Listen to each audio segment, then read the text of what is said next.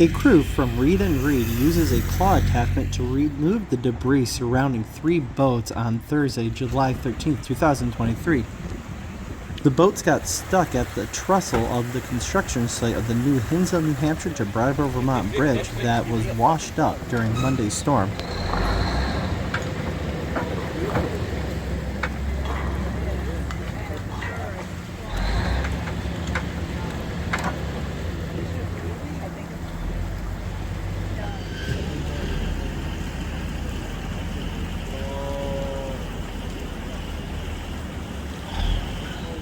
That. It's a main cover. That's only been in the water. Watch your eyes in case that rope snaps and comes up this way. Hey, do you think so? Can you give us a poke just to see what we have over